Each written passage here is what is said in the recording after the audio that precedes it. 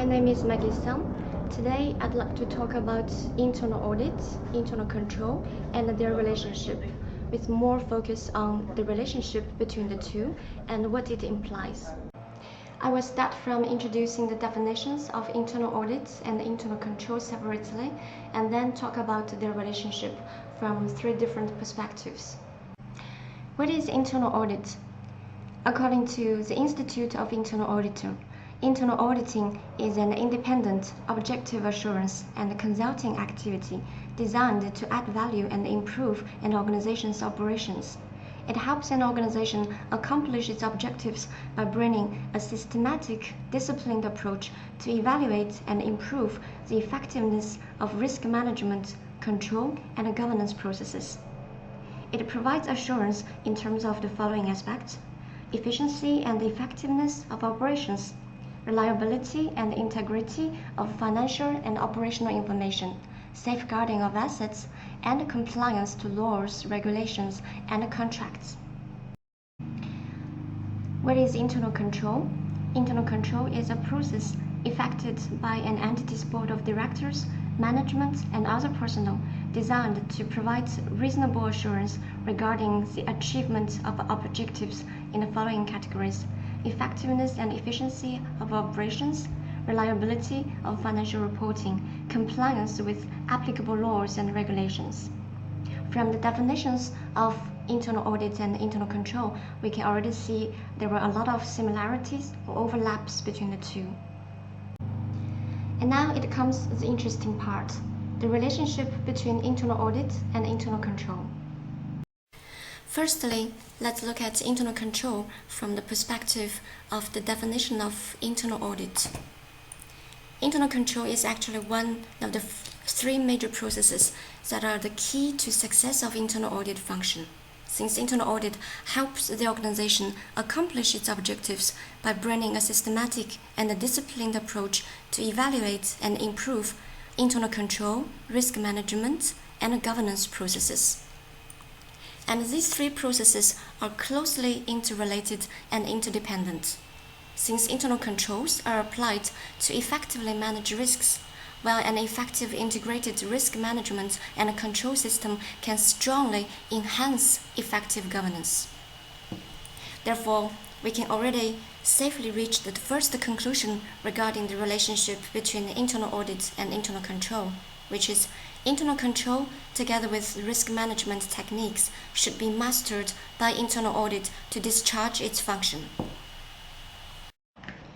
Secondly, let's look at the classic three lines of defense risk management and control model that has been applied by many organizations.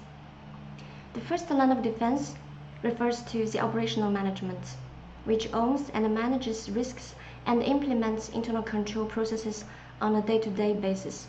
They naturally form the first line of defense because the internal control and the risk management practices are naturally designed into the operational systems and the processes under the guidance of operational management. The second line of defense is composed of the multiple internal control, risk management, and compliance functions, which are established by the management to ensure that the first line of defense is well designed, right in place, and functioning well. These functions have all some degree of independence from the first line of defense, although they are in nature management functions.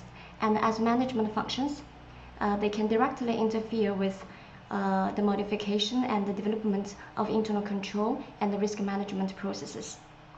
And the third line of defense refers to the internal audit function, which are composed of course, internal auditors. They provide to the organization the most comprehensive assurance based on the highest level of independence and objectivity. By having a basic understanding of the three lines of defense in the risk management and control model, we can already reach to the second conclusion regarding the relationship between internal audit and internal control, which is internal audit is part of the integrated internal control and the risk management model. Of course, these three lines of defense, internal control and the risk management model, tells us more than that. It actually implies, besides the internal auditors in the third line of defense, who else can also work as an internal auditor? If we understand this model well, we would know that the nature of the functions of the second line of defense decides that people working in these functions are already more than half in their way of becoming an internal auditor if they wish so, no matter what they are called: internal control officers, risk officers, or compliance officers. Because firstly, they use similar evaluation techniques in control and risk management work.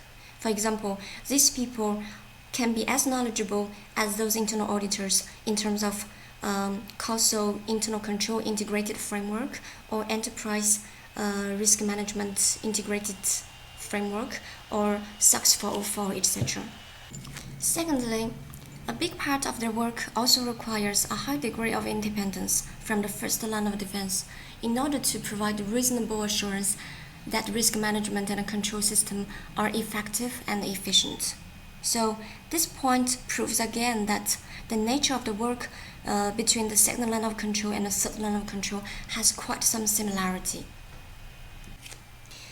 Lastly, in reality, many small organizations actually combine the second line and the third line of defenses into one line of defense due to a lack of resource or due to the different organizational structure, etc. Therefore, we can reach the last conclusion, the third conclusion of the relationship between internal audit and internal control, which is an internal control officer of the second line of defense in a large organization might already be doing the same things as an internal auditor in a small organization. So that's all that I want to say about the relationship between internal audit and internal control. If you ever have had such a confusion between the two concepts, I hope what I have presented can be of some help.